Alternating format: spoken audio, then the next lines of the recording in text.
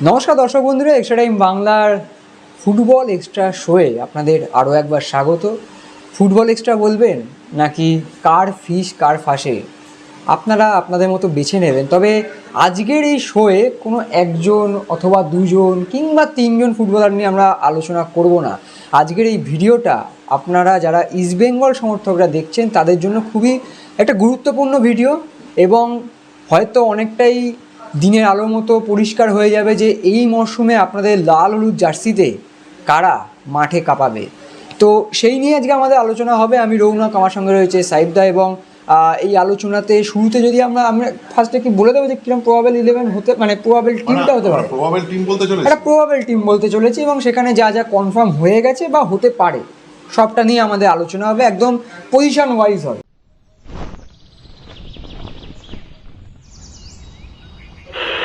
আকাশবাণী কলকাতা, শুরু হচ্ছে মহিলা মহল। উপস্থাপনা ও প্রযোজনায় বেলা দে। তো আমরা পজিশন ওয়াইজ যাই। সবকিছুর পরে আমি একটা প্লেয়ারের নাম এক্সট্রা বলবো। আচ্ছা, এক্সট্রা টাইমে এক্সট্রা প্লেয়ার, আমি একটা প্লেয়ারের নাম এক্সট্রা বলবো। আচ্ছা, এক্সট্রা প্লেয়ারে যাবে। প্রথমে আমরা গোলকিপার দিয়ে শুরু করা যাক। গোলকিপার হচ্ছে গিল, যিনি আগের মরশুমেও ছিলেন, দেবজিৎ প্রফুকান গিল এবং দেবজিৎ মজুমদার দুজনেই গত মরশুমে ছিলেন, ভালো খেলেছিলেন কিংবা রয়ে গেছে, তাদের উপর ভরসা রাখছে ইস্টবেঙ্গল দল। তার সঙ্গে রয়েছেন গৌরব, আদিত্য এবং গাজী। অর্থাৎ সাইফদা, আমরা যা জানতে পারছি যে 5 জন গোলরক্ষককে রেখেই টিম সাজাচ্ছে এবার ইস্টবেঙ্গল। আমি অন্যান্য আলোচনায় আসবো, 5 জন গোলরক্ষক কেন, এটা যদি একটু বলো। আচ্ছা, 5 জন গোলরক্ষকে আমার মনে হচ্ছে এর মধ্যে আমি যেটা মানে আলাপ আলোচনার মধ্যে সম্পূর্ণ মনে হয় অ্যাজাম্পশন নয়, সেটা হচ্ছে দেখো RFDL এর জন্য এটা সম্পূর্ণ ভাবা হয়েছে, এবং নিজেদের যে সেট আপ অলরেডি ইস্টবেঙ্গলে এক্সিস্ট করছে সেখান থেকে তারা ISL এবং RFDL নিয়ে তারা পরিকল্পনা করছে বলেই আমার মনে হয়েছে যে 5 জন তাদের শর্ট লিস্টে রয়েছে, এবং এই 5 জনই তাদের অলদো ফাইনালি ISL এর জন্য রেজিস্ট্রি দিতে হবে। একদমই তাই। এবং এখানে আরেকটা জিনিস ভালো দিক যেটা সাইডটা, সেটা হচ্ছে যে যেমন সিনিয়র ফুটবলারদের সঙ্গে থাকলে জুনিয়র যারা ফুটবলাররা রয়েছেন তারা অনেক কিছু শিখতে পারবেন, এবং সিনিয়র কোচের কাছ থেকে যারা বিদেশি কোচ অস্কার বুজোর কাছে থাকবেন বা বিদেশি ফুটবল যারা সাথে সাথে যারা সিনিয়র দলের যে গোলরক্ষক কোচ থাকবেন সবার কাছ থেকে শেখার সুযোগটা পাবেন। এখানে RFDL এর 2 গোলরক্ষক। গোলকিপার নিয়ে আমার মনে হয় ইস্টবেঙ্গল সমর্থকরা হয়তো অতটা চিন্তা করবে না, কারণ 5টা অপশান এবং তার সঙ্গে গিল এবং দেবজিৎ রয়েছেন। আমরা যদি সেন্টার ব্যাক পজিশনটা দেখি, সেখানে very important for east Bengal, very important. সেখানে আমরা যে 4 জনের নাম এখনও পর্যন্ত আমরা পেয়েছি, সেটা হচ্ছে হিজাজি মাহের, আনোয়ার আলী, লালচুনুঙ্গা এবং রায়না, যেটা এই মরশুমে যোগ দিচ্ছেন। হ্যাঁ, নতুন যোগ দিচ্ছেন রায়না। এবং এইখানে সাইডে একটা প্রশ্ন থাকবে, যেটা সমর্থকদের ইতিমধ্যে হয়তো যখন দেখছেন এই ভিডিওটি কমেন্ট করছেন যে হিজাজি থাকছেন, হিজাজির উপর কি ভরসাটা করা যায়? না, হিজাজির উপর এখানে ভরসা করা যাবে না। হিজাজির উপর অবশ্যই ভরসা করা যাবে, বরং ভরসা করা যেত না হেক্টর ইউসের উপরে, সেই নামটি বাদ পড়েছে এখনও পর্যন্ত যে লিস্ট রয়েছে ইস্টবেঙ্গলের, এবং হিজাজি মাহেরের সঙ্গে যাবে বলেই আমাদের যতটুকু ধারণা বা যার লিস্ট আমাদের হাতে এসছে। দেখুন, এই লিস্টটা আমরা বসে বসে বানাইনি, বরং বলা যেতে পারে চুরি চুরি চুপকে চুপকে অথবা হোক বা সিন্দুক ভেঙে হোক এই লিস্টটা আমাদের উদ্ধার হয়েছে, এবং এইভাবেই ইস্টবেঙ্গল এর সঙ্গে যেতে চাইছে। এর সঙ্গে তবে 4 জন সেন্টার ব্যাক নয়, এটা 5 জন, একজন ইন্ডিয়ান ফুটবলার এখানে থাকবে। আমি যে এক্সট্রা প্লেয়ারের নাম বলছিলাম সেই নামটা এখনই বলে দিচ্ছি। সেটা ইস্টবেঙ্গল অলরেডি কেরালার সেন্টার ব্যাক হার্মিপামকে অলরেডি তার প্রস্তাব পাঠিয়ে দিয়েছে। প্রস্তাব মানে যে কাগজপত্র পাঠিয়ে দিয়েছে, চুক্তিপত্র বলে যেটাকে, সেই চুক্তিপত্র পাঠিয়ে দিয়েছে হার্মিপামকে। এখন এখানে নেগোসিয়েশনের কিছু ব্যাপার আছে, সেগুলো অনেকটা এগিয়ে গেছে। এখন কথা হচ্ছে এই প্রশ্নে আমি একটা জিনিস আপনাদের বলতে পারি যে ইস্টবেঙ্গল প্রথমে যে ইন্টারেস্ট দেখিয়েছিল তোমার মেহতাব সিংকে, তার পুরনো প্লেয়ার মেহতাব সিংকে পাওয়ার জন্য, সেই মেহতাব সিংয়ের এত অতিরিক্ত 1 বছরের জন্য যে ট্রান্সফার ফিস, সেটা ইস্টবেঙ্গল একেবারেই রাজি হয়নি, বা অনেক দিন যাওয়ার পরেও ইস্টবেঙ্গল সেটাকে ছেড়ে দিয়েছিল। এবং মোহনবাগানও এখনও পর্যন্ত বাজিয়ে দেখলেও বাজিয়ে দেখার জায়গাতেই রয়েছে তোমার মেহতাবের জায়গাতে, আর এই জায়গাতে ইস্টবেঙ্গল বেশি সময় নষ্ট করতে চায়নি, তাই জন্য সে হার্মিপামকে নেওয়ার জন্য উদ্গ্রীব হয়েছে। এবং আমি আপনাদেরকে এই জিনিসটা বলতে পারি, এই পরিকল্পনাটা সঠিক, কেননা যদি একজন বিদেশি এবং স্বদেশি সেন্টার ব্যাকের জুড়ি হতে হয়, এখানে আনোয়ার আলী কনস্ট্যান্ট, আনোয়ার আলীকে বাদ দিয়ে ভারতবর্ষের কোনো ডিফেন্ডার যদি কেউ যদি থাকে এক্সিস্ট করে, আনোয়ার আলী অবশ্যই ফার্স্ট চয়েস হবে। সেই কারণে ফরেনার এখানে বেশি ইম্পর্টেন্ট। এবং আমার ধারণা ইজাজি মেহের থাকবেন, এবং এখানে হয়তো হার্মিপামের পরে যদি কোনো ফরেনার আসতে পারেন সেটাও কিন্তু আমি অবাক হব না, যদিও তার সম্ভাবনা নেই, কারণ আমাদের হাতে যা লিস্ট আছে সেখানে কিন্তু অলরেডি 7টা ফরেনারের লিস্ট রয়েছে। একদমই তাই, 7টা ফরেনারের নাম রয়েছে। কি 7টা ফরেনার, সেই নাম আস্তে আস্তে আমরা অবশ্যই ক্রমশ প্রকাশ্য আমরা নিয়ে আসছি। তার আগে এইটা কিন্তু ঠিক সাইডটা যে দেখো আনোয়ার আলীর সাথে হিজাজি আমরা আগের মরশুমে দেখেছি, কিন্তু তার সঙ্গে যদি হর্মিপম আসে এবং ব্যাকআপে যদি লালচুনুঙ্গা থাকে, আমার মনে হয় গত কয়েক মরশুমে থেকে ডিফেন্সটা একটু হলেও সলিড হবে, বিশেষ করে সেন্টার ব্যাক পজিশনটা। কারণ আমরা জানি আনোয়ারের একটু চোটের একটা সমস্যা থেকে থাকে, সেই সময়টা সামনে দিতে পারবেন হর্মিপম। এবং তার সঙ্গে আমরা দুটো সাইড ব্যাক দেখি। আমরা প্রথমে লেফট ব্যাকটা দিই, কারণ সদ্য জয় গুপ্তার নামটা জয় হে আমাদের গতকালই পোস্ট গেছে, তো জয় গুপ্তা রয়েছেন, বলেছিলাম। হ্যাঁ, তো সেটাই শিলমোহর এক প্রকার বলা যেতে পারে। নয়, খবর, হ্যাঁ, কখনো মেলে না, এটা হচ্ছে একটা চলতে থাকা জিনিস আর কি, বার্গেনিং এর মার্কেট নিয়ে আমরা অনেক আলোচনা করেছি, সুতরাং ওই আমরা আগে বলেছিলাম এইসব কথা আমি বিশ্বাস করি না। পরেরটা বলো। পরেরটা হচ্ছে জয় গুপ্তার সঙ্গে রয়েছেন মার্কস জো, এবং লেফট ব্যাক পজিশনে এখন পর্যন্ত এই দুটো অপশনেই আমরা নাম জানতে পেরেছি। আমার ধারণা লেফট ব্যাক পজিশনে ইস্ট বেঙ্গল যে দুটো ফুটবলারের নাম মার্ক আর আরেকজন কার কথা বললে, জয় গুপ্তা তো অলরেডি গতকাল হয়েছে। আমার ধারণা আরও কোনো স্বদেশি আসতে পারেন, এবং সেই ফুটবলার হয়তো হতে পারে ইস্ট বেঙ্গলের যে RFDL দল অলরেডি এক্সিস্ট করছে, অথবা কলকাতা লিগে যে দল খেলছে সেখান থেকে হয়তো এক্সিস্ট করতে পারে বলে আমার ধারণা। তবে প্রভাত লাকড়া গত মরশুমে যদিও সে রাইট ব্যাক ছিলেন, খুব একটা ভালো খেলতে পারেননি। এখন ইস্টবেঙ্গলের যে ব্যাকআপ জায়গাটা ইস্টবেঙ্গল কতটা স্ট্রংলি নিতে পারবে, এটা ইস্টবেঙ্গলকে হেল্প করবে। আমার মনে হয় অতিরিক্ত খরচ কোনো ফ্র্যাঞ্চাইজি করবে না এই জায়গাতে, কেননা একটা হিউজ খরচ ইস্টবেঙ্গল অলরেডি হয়ে গেছে বা হচ্ছে। এই জায়গাতে ইস্টবেঙ্গলের যদি ব্যাকআপটা তাদের RFDL টিম থেকে যদি আসে সেটাই অনেক উত্তম হবে। কেন আসবে না, কারণ সেখানেও একটা খরচ হচ্ছে, বা তারা ইস্টবেঙ্গল জার্সি পরে প্র্যাকটিস করে বা পারফর্ম করে। আমার মনে হয় সেখান থেকে যদি আসে তো ইস্টবেঙ্গল এই জায়গাটা অনেক বেশি শক্তিশালী হবে। আমার মনে হয় এখানে অন্য কিছু ঝাঁপানো উচিত না, কেননা অলরেডি অনেকটা এনার্জি ইস্টবেঙ্গল খরচ করে ফেলেছে জয়গুপ্তার জন্য, এবং সেটা পারফেক্ট, ঠিক আছে। হ্যাঁ, একদমই তাই। মানে লেফট ব্যাক পজিশনটা আমরা গত মরশুমে দেখেছি খুব সমস্যার একটা জায়গা ছিল, খুব ভুগেছিল, এবং দুটো সাইড ব্যাক নিতে চিন্তা থাকবে, দুটো সাইড ব্যাক পজিশনে ইস্টবেঙ্গল। সেক্ষেত্রে রাইট ব্যাক পজিশনে যে অপশনগুলো আমরা দেখতে পাচ্ছি সেটা কিন্তু একটা অবশ্যই রাকিব, একজন প্রভাত লাকড়া এবং সুমন। তারপর একটা প্রশ্ন চিহ্ন, মানে তুমি যে লিস্টটা আমাকে আলোচনা করার সময় দেখালে সেই লিস্টে একটা কোশ্চেন মার্ক, মানে এখনও রাইট ব্যাকেও কিন্তু কেউ আসতে পারে। হ্যাঁ, রাইট ব্যাকে আসতে পারে, না আসার কিছু নেই। যে তিনটে নাম তুমি বলেছো সেই নামগুলো ঠিক আছে, তবে তার সঙ্গে কিন্তু বেকে হওয়ার কোনো চান্স নেই। আমার ধারণা বেকে হওয়ার কোনো চান্স নেই। বিগ নেমের পিছনে যাবে না, বিগ নেমের পিছনে হয়তো ইস্টবেঙ্গল যাবে না, একটা সাইড ব্যাকে যাবে আর কি, যেতে পারে। তো এই ছিল, হ্যাঁ, যাওয়া অবশ্যই উচিত, কারণ সাইড ব্যাকটা নিয়েই ভুগেছে গত মরশুমে ইস্টবেঙ্গল। সেক্ষেত্রে আপনারা ডিফেন্স লাইনটা দেখলেন, গোলরক্ষকের পজিশনটাও দেখলেন, অর্থাৎ যে ভুলভ্রান্তিগুলো গত কয়েক মরশুমে হচ্ছে সেই জায়গাটা সবার আগে কাজ করেছে ইস্টবেঙ্গল। জয় গুপ্তার মতো ফুটবলার, হর্মিপমের মতো ফুটবলারকে নিয়ে সেই ডিফেন্সটাকে আরও শক্তিশালী করার চেষ্টা করছে ইস্টবেঙ্গল। এই ডিফেন্সকে সহায়তা করে সেন্ট্রাল ডিফেন্সিভ মিডফিল্ডার, খুব খুব ইম্পর্টেন্ট একটা পজিশন, যেখানে আমার মনে হয় ইস্টবেঙ্গলের হাতে যে অপশানগুলো রয়েছে তা হয়তো এই মরশুমে ISL one of the best.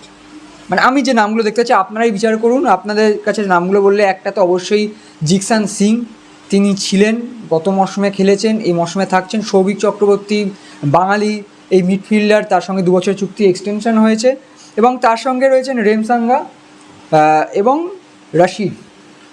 রাশিদকে নিয়ে সাইদ, আমি এটা স্পেশালি জানতে হবে যে রাশিদকে নিয়ে তুমি কতটা আশাবাদী, মানে জিকসান সৌভিকের সঙ্গে রাশিদ যুক্ত হচ্ছে। আমি ওসব কোনো বিদেশিদের নিয়ে কোনো রকম আশাবাদী নই যতক্ষণ না মাঠে নামছে। আমি কোনো বিদেশি নিয়ে আশাবাদী নই। এই কেমন খেলছে দেখো, ইউটিউবে 2 মিনিটের একটা ক্লিপ দেখিয়ে বলবো এই যে, আমি কখনো বলিও না।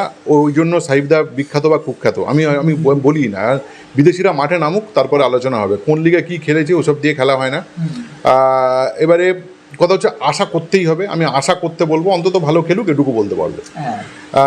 তবে জিকসান নিয়ে কিন্তু আমি গত মরশুমে জিকসানের খেলাতে খুব একটা আশাবাদী ছিলাম না, কেননা জিকসান বোধহয় একটু, আমার কোথাও মনে হয়েছে যে ফোকাসিংয়ের সমস্যা ছিল, যে ফোকাসিংটা ব্যাকবেঞ্চ থেকে তৈরি হয়, বা বলা যেতে পারে টিম বন্ডিং বা বিল্ডিং থেকে শুরু হয়ে তার রোল অফ প্লেটা তার কাছে ক্লিয়ার ছিল না বলে আমার মনে হয়েছে, যেটা কোচের অনেক বেশি কাজ করতে হবে জিকসানকে। আর সৌভিক নিয়ে ইস্টবেঙ্গলের পরিকল্পনা অবশ্যই আছে, তবে সৌভিককে কিন্তু আমি যেটা শুনেছি, আমি এইটা বলাও ঠিক হচ্ছে কিনা জানি না, তবে ইস্টবেঙ্গলের যে ম্যানেজমেন্টের টিমটা করছিল তারা কিন্তু সৌভিকের প্রতি খুব একটা ইয়ে ছিল না, মানে ইন্টারেস্ট মানে থাকবে, কিন্তু সে কীভাবে খেলবে, কীভাবে প্ল্যানিংয়ে কীভাবে প্রপার প্ল্যানিং 11 বা প্ল্যান বিতে কীভাবে খেলবে সেটা নিয়ে তারা একটু দ্বিমত ছিল নিজেদের মধ্যে, এবং তারপরে সেটা তারা ঐক্যমত হয়েছে, কারণ সৌভিককে তারা পার্টলি ব্যবহার করতে পারবে, খুব এফেক্টিভলি ব্যবহার করতে পারবে। গত মরশুমে আমরা দেখেছি যে সৌভিককে ইস্টবেঙ্গল কিছু কিছু সময় মানে ইচ্ছার বিরুদ্ধে গিয়ে রাইট ব্যাক পজিশন এরা অনভ্যস্ত জায়গায় খেলাতে হয়েছে। ইস্টবেঙ্গলে এইটা যেন না হয়, আমার শুধু এটাই বক্তব্য। গতবারে অনেক ভালো টিম করে ফলাফল পায়নি, পরিকল্পনা, সঠিক পরিকল্পনার অভাব। এবং লালচুং নুঙ্গা নিয়েও আমরা আলোচনা করছিলাম। দেখো, লালচুং নুঙ্গা যে 1 বছর আগে বা তার 1 বছর আগে যখন তার উত্থান ঘটেছিল, সেই জায়গার সঙ্গে গত মরশুম কিন্তু এক করলে হবে না। গত মরশুমে কিন্তু সুপার ফ্লপ ফুটবল খেলেছে, এবং এতগুলো কার্ড যারা দেখে, আমার ধারণা তার এখন যে প্লেয়ারদের এত দাম দিয়ে কিনতে হয়, তাদের ম্যাচ ফিজ অনেক পরিমাণে ক্লাবগুলোর কেটে নেওয়া উচিত। কেননা তোমার দায়বদ্ধতা যে তুমি কেন কার্ড দেখবে আর তুমি কেন কার্ড দেখবে না, কোন পজিশনে দেখছো, কেন দেখছো, এই জায়গাগুলো খুব ইম্পর্ট্যান্ট। এবং এফেক্টটা সে দলে কীভাবে ফেলতে পারছে, কোচ কীভাবে তাকে খেলাতে পারছে, এইগুলোর ওপরে কিন্তু ইস্টবেঙ্গলের সিডিএম পজিশনটা কিন্তু নির্ভর করবে। তবে হ্যাঁ, তোমার যে বিদেশির নাম তুমি বললে, তার উপরে কিন্তু অনেকটা নির্ভর করছে, কেননা ইদানিং সময়ে ভারতবর্ষের ফুটবলে ভারতীয়রা যেহেতু একটা বিদেশি কমে যাওয়ার ফলে এই সিডিএম পজিশনটাতে ভারতীয়দেরকে মূলত ভাবা হচ্ছে। কিন্তু যদি একজন প্রপার বক্স টু বক্স পিভটিভ একজন সিডিএম পাওয়া যায়, তাহলে কিন্তু সেই বিদেশি কিন্তু অনেকের ব্যর্থতা ঢেকে দিতে পারে। আশা করা যায় ইস্টবেঙ্গল যদি সেরকম কিছু পায়, তো একটা ভাবনা আমার মনে হয় ইস্টবেঙ্গলের সামনে ওপেন হবে। একদমই তাই। এবং যদি ডবল সিডিএমে যায় জিকসান কিংবা সৌভিক, তার সঙ্গে যদি রাশিদ যান, সেক্ষেত্রে ডিফেন্স অনেকটা স্ট্রং হয়। আমার যেটা মনে হচ্ছে এখনও পর্যন্ত সাইডে যতটা আলোচনা করলাম, এই ডিফেন্স লাইনটা নিয়ে অনেক কাজ করে, অনেক ভাবনা চিন্তা করেছে ইস্টবেঙ্গল ম্যানেজমেন্ট। আমারও তাই মনে হচ্ছে। এটা আমার কোথাও গিয়ে যেন মনে হচ্ছে, যা দল দেখছি, যা ইনক্লুশন হয়েছে, সেক্ষেত্রে আমরা এবার আসি একটু অ্যাটাকিং দিকটায়। মানে সবার আগেই তো সেন্ট্রাল মিডফিল্ড পজিশনটা নিয়ে আমাদের আলোচনা করতে হবে। সেখানে সল ক্রেসপো, শ্যামল রয়েছেন, তন্ময় রয়েছেন এবং মিগুয়েল, শ্যামল বেসরা এবং মিগুয়েল, তন্ময় রয়েছেন এবং মিগুয়েল। সল ক্রেসপো তিনি দীর্ঘদিন হয়ে গেল লালুর জার্সিতে খেলছেন, কখনো ভরসা হয়ে উঠেছেন, কখনো আশাহত করেছেন। তার কাছে কিন্তু একটা কঠিন চ্যালেঞ্জ থাকবে সাইডদা, এবং তার সঙ্গে মিগুয়েলের একটা অন্তর্ভুক্তি, এইটা মিডফিল্ডটা নিয়ে এবার শোনো, মিগুয়েল, আমি আবার বলছি, মিগুয়েলের অন্তর্ভুক্তিটা নিয়ে আমি আবার বলছি, আমি কোনো নতুন কোনো বিদেশি আমি না দেখলে আমি কিছু বলবো না, তবে আমি আশা করব সবার মতো। সল অনেক চোটপ্রবণ, কোয়ালিটি প্লেয়ার, বাট চোটপ্রবণ। এবং দেখো, চোট ম্যানেজমেন্ট করাটাও কিন্তু একটা ফুটবল দলের যেমন তার যে বেঞ্চের যারা সাপোর্ট স্টাফ, তাদের যেমন একটা রোল আছে, সেখানে কিন্তু একটা প্লেয়ারেরও কিন্তু রোল আছে। হ্যাঁ, এবং এইটা কিন্তু খুব ইম্পর্ট্যান্ট। একটা প্লেয়ার চোট পেয়ে গেলে কোচ তার পরের প্ল্যানে কি যাবে, সে প্ল্যান কতটা এফেক্টিভ, সেই প্ল্যানটার পরে বি প্ল্যানটা কি দাঁড়াবে, এগুলো যদি কোচের কাছে অঙ্ক না করা থাকে, তাহলে কিন্তু সমস্যা। আমার মনে হয় এবারে গত বছরে সেই প্ল্যানটা ঠিকঠাক ছিল না, কেননা অস্কারের পুরো দলটা ছিল না, কেননা অন্য কোচ ছিলেন। আমার মনে হয় এখানে কিছু প্ল্যান আছে, যে কোনো প্লেয়ার, দেখো, সারা মরশুমে একটা প্লেয়ার 24-25টা ম্যাচ খেলবে না। এখানে তোমার চোট পাবে বা কার্ড দেখবে, এই সমস্যাগুলো থাকবে। ফলে কিন্তু কোচ তার জন্য কিছু পরিকল্পনা রাখছে। এবার ধরো চোট যদি একাধিক হয়ে যায়, গতবারে যেটা ঘটেছিল, একাধিক চোট হয়ে যাচ্ছে, সেক্ষেত্রে প্ল্যানটা কী দাঁড়াবে। আর আমার মনে হয় ইস্টবেঙ্গল সেই জায়গা থেকে একটু ম্যানেজমেন্ট করার জন্যই আমার মনে হয় কিছু কিছু পজিশানে কিছু ভেরিয়েশন রাখার চেষ্টা করছে, যেটা মাঝমাঠে একটু এফেক্টিভ হবে বলেই আমার বিশ্বাস হয়। আচ্ছা, এই ক্ষেত্রে সেন্ট্রাল মিডফিল্ডের পাশাপাশি যেটা সেন্ট্রাল অ্যাটাকিং মিডফিল্ড, অর্থাৎ সিএএম, সেই পজিশনে কিন্তু আমরা যে লিস্ট এখনও পর্যন্ত আমরা সংগ্রহ পেয়েছি, সেখানে মাদি তালালের নাম রয়েছে। অর্থাৎ ইস্টবেঙ্গল সমর্থকদের কিন্তু সাইডটা অত্যন্ত প্রিয় একজন ফুটবলার মাদি তালাল। তার চোটটা একটা বড় ধাক্কা ছিল গত মরশুমে। সো মাদি তালাল রয়েছেন, তার সঙ্গে রয়েছেন গুইতে এবং এডমুন। এক্ষেত্রে এইখানে কি আর কোনো ইনক্লুশন আর তুমি দেখতে পাচ্ছ তিনজনের মাসে? এখানে খুব স্পষ্ট বক্তব্য, আমরা আগেও বলেছিলাম তালালকে নভেম্বরের আগে পাওয়া যাবে না। পাওয়া আইএসএল যাবে না। যতটা লেট হচ্ছে হ্যাঁ। সেটা তালালের পক্ষে সুবিধা হচ্ছে, হ্যাঁ। বা ইস্টবেঙ্গলের পক্ষে সুবিধা হবে, কেননা তালালকে তারা অনেকটা বেশি ম্যাচ পাবে। সেপ্টেম্বরের 15 তারিখ থেকে যদি লিগ শুরু হতো তাহলে তালালকে কিন্তু 1.5-2 মাস পাওয়া যেত, মানে 8 থেকে 9টা ম্যাচ কিন্তু তালালকে বাদ দিয়ে ইস্টবেঙ্গল ভেবে রেখেছিল। হ্যাঁ। এখন কথা হচ্ছে তালালকে তাহলে অনেকটা বেশি পাওয়া যাবে, আমার মনে হয় সেটা ইস্টবেঙ্গলের অনেক বেশি এফেক্টিভ হবে। এবং তালাল মাঠে থাকা না থাকাটা কি সেটা অনেক বেশি আমরা জানি। এবং তালালকে ছাড়ার জন্য ছেড়ে দেওয়ারও পরিকল্পনা ছিল বা রাখারও অনেক পরিকল্পনা ছিল, কেননা যেহেতু তার সঙ্গে চুক্তি রয়েছে, ছাড়তে গেলে কিছু কম্পেনসেশন দিতে হয়, এই সমস্ত ভাবনা থেকে নিয়েই ইস্টবেঙ্গল শেষ পর্যন্ত তাকে রেখে দেওয়ারই পরিকল্পনা করেছে। এবং সেই রেখে দেওয়ার পরিকল্পনা আমার মনে হয় খুব খুব ঠিকই আছে। এবং দেখা যাক বাকিটা কি দাঁড়ায় আর কি, কেননা তালালের তো নতুন করে প্রমাণ করার কিছু নেই, মাঠে থাকলে ও যেদিন খেলবে সেদিন রাজা। একদমই তাই, রাজা। এবং যদি একটা ফিট তালাল যদি মাঠে থাকে যে কোনো দলের কাছে সেটা সম্পদ।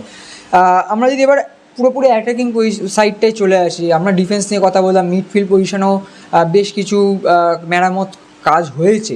এবার দেখা যাক অ্যাটাকিং সাইডের কীরকম অবস্থা, বা এবারে মরশুমে লালুর জার্সিতে কারা গোল করবেন বা করাবেন বা করতে পারেন। এক্ষেত্রে আমরা শুরু করি লেফট উইং পজিশন দিয়ে, যেটি তার কারণ সদ্য একজন ভারতীয় তারকা ফুটবলার যোগ দিয়েছেন ইস্টবেঙ্গলে, সেখান থেকেই শুরু করা যাক। অর্থাৎ বিপিন সিং তিনি যোগ দিয়েছেন ইস্টবেঙ্গলে, এবং এই পজিশনে ইতিমধ্যে রয়েছেন নাওরে মহেশ সিং, এবং তার সঙ্গে রয়েছেন সায়ন, বাংলার ছেলে সায়ন, এবং বিষ্ণু গত মরশুমে কিন্তু যথেষ্ট নজর কেড়েছেন এবং যথেষ্ট বলা যেতে পারে গত মরশুমের ওই মানে একটা অফ ফর্মে থাকা ইস্টবেঙ্গলে আশার আলো হয়ে উঠেছিলেন বিষ্ণু। সেক্ষেত্রে বিষ্ণু, নাওরেম এবং সায়ন জানি না কতটা চান্স পাবেন, কিন্তু বিপিন সিং সাইডটা কম্পিটিশন কিন্তু বিগ হাই কম্পিটিশন। এটা হচ্ছে দেখো ডিপার্টমেন্টাল স্টোর হয়ে গেছে। এবং কথা হচ্ছে যে টিমের বেঞ্চ স্ট্রং হয়, এখন তো বেঞ্চ ওইভাবে টিমের স্ট্রং নয়, ডিপার্টমেন্ট অনুযায়ী বেঞ্চ স্ট্রং। এখন এই ইস্টবেঙ্গলের সবচেয়ে স্ট্রং ডিপার্টমেন্ট হচ্ছে এইটা। তিনটে প্লেয়ারকে তো বসতে হবে, খেলবেন একজন, কাকে তুমি খেলাবে।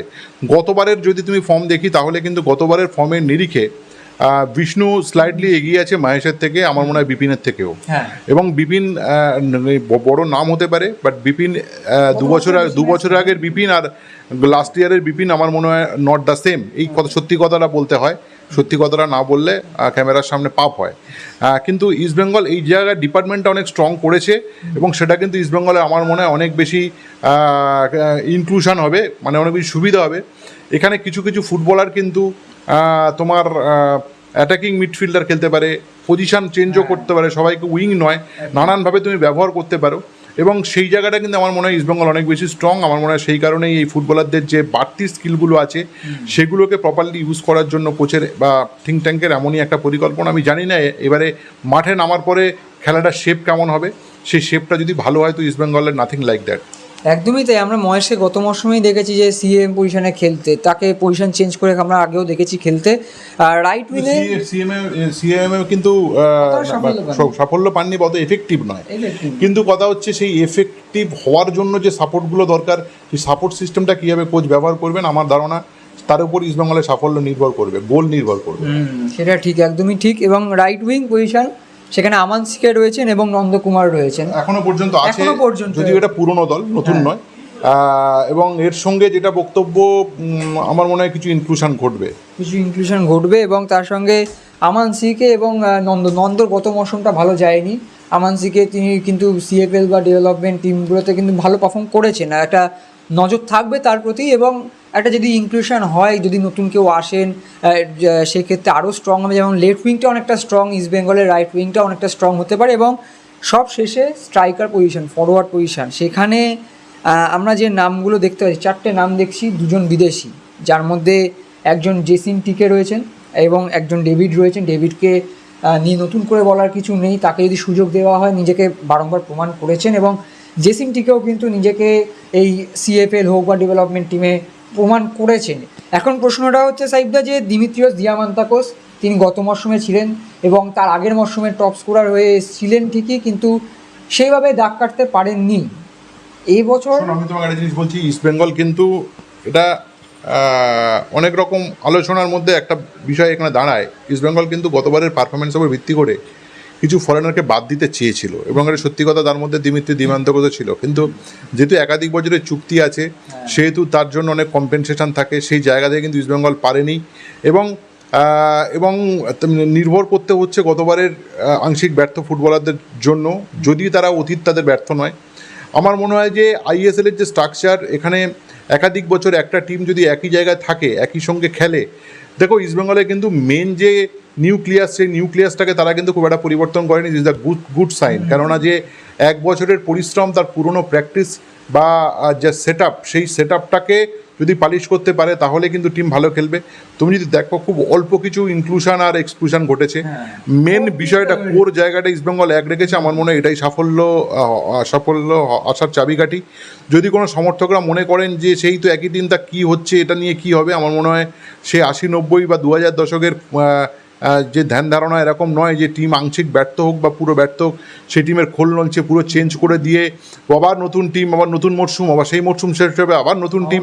এই বিষয়টা আর একজন দুজন ঘরের ছেলে আর বাদবাকি সব পরের ছেলে, এই বিষয়টা নয়। এখন হচ্ছে যাদের সঙ্গে লং টার্ম চুক্তি হবে, সিস্টেমটাকে জেনারেট করতে হবে। সেই সিস্টেমটা জেনারেট করলে দেখবেন একটা ছন্দবদ্ধতা আসবে, তার ফলেই কিন্তু আসল সাফল্য আসবে।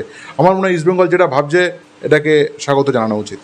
এবং মোহনবাগানও সেই পথে আছে যে দল বদল মানে চলো প্রতিটা পজিশনে কোন কোন প্লেয়ার দাদা কী চেঞ্জ হচ্ছে, এটা এই কনসেপ্ট থেকে বেরিয়ে আসতে হবে। আমরাও বেরিয়ে এসেছি, মোহনবাগানও বেরিয়ে এসছে, ইস্টবেঙ্গলও বেরিয়ে এসছে বলে আমার মনে হয়। আইএসএলে প্রায় অন্য দলগুলো তো অনেক আগেই চলে এসেছিলো, মোহনবাগানও অনেক আগে চলে এসেছিলো।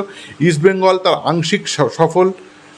আংশিক সফল বা ব্যর্থ একটা দলকেও যেভাবে প্লেয়ারদের কার্যকারিতার উপর ভিত্তি করে তারা যে ভরসা রাখছে, এটাকেই আমার সাপোর্ট।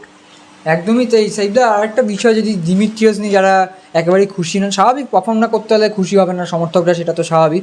কিন্তু দিমিত্রিয়াসের যদি তুমি কেয়ালার টাইমে দেখো, তিনি কিন্তু নিজেও বলেন যে প্রথম মরশুমটা আমি সেভাবে নিজেকে মেলে ধরতে না পারলেও দ্বিতীয় মরশুমে আমি সাকসেস পাই, যে সাকসেসের কারণে ইস্টবেঙ্গল কিন্তু দিমিত্রিয়াসকে নিয়েছিল। এবং দিমিত্রিয়াসের সঙ্গে আরও যে একজন যে বিদেশি রয়েছেন, অর্থাৎ এই লিস্টের যে 7ম বিদেশি রয়েছেন, তিনি হলেন হামিদ। অর্থাৎ আরও একটা নতুন মুখ ইস্টবেঙ্গল সমর্থকরা দেখতে পাবেন। এবং তুমি যেরকমটা বলছো, নতুন বিদেশিদের না দেখা অবধি সত্যি কমেন্ট করাটা উচিত হবে না, কিন্তু দিমিত্রি একটা চাপে থাকবে এবং কম্পিটিশান থাকবে, যেটা দরকার ছিল। আগেরবার যেটা ছিল না, সেক্ষেত্রে এই ছিল মোটামুটি এবারে আইএসএলের একটা সম্ভাব্য স্কোয়াড, সম্ভাব্য দল। আরও কিছু 5জন প্লেয়ার যুক্ত হবে, সেইগুলো আমরা আপডেট জানাবো। এবং সে আপডেট জানার জন্য অবশ্যই এক্সট্রা টাইম বাংলাকে আপনাদের ফলো করতে হবে, সাবস্ক্রাইব করতে হবে। এবং ইস্টবেঙ্গল সমর্থকরা যারা দেখছেন এই ভিডিওটি, এখনও পর্যন্ত দেখেছেন, গোটা দলটা শুনলেন, আপনাদের কি মনে হয় এই দল কতটা সাফল্য পেতে পারে এই মরশুমে, বা কতটা ঠিক পথে এগোচ্ছেন, আপনারা কতটা খুশি কমেন্টে জানাবেন এবং বন্ধুদের সঙ্গে শেয়ার করুন, তাদের মতামতটাও জানানোর ব্যবস্থা করে দেবেন। এবং অবশ্যই এখনও যদি আপনারা এক্সট্রা টাইম বাংলার মেম্বারশিপ না নিয়ে থাকেন, মাত্র 29 টাকা নিতে পারেন এবং আমাদের পাশে থাকতে পারেন, আরও সাহায্য করবেন, আমাদের মনোবল বাড়াবেন, যেভাবে ইস্টবেঙ্গল সমর্থকরা ইস্টবেঙ্গল দলের মনোবল বাড়াচ্ছেন। এই ছিল আজকের এক্সট্রা টক, এই ছিল আজকের ফুটবল এক্সট্রা শো, কার ফিস কার পাশে। আজকে গোটা দল নিয়েই ফিস ফাস করলাম আমরা, কেমন লাগলো জানাবেন। অসংখ্য ধন্যবাদ, নমস্কার। Extra time.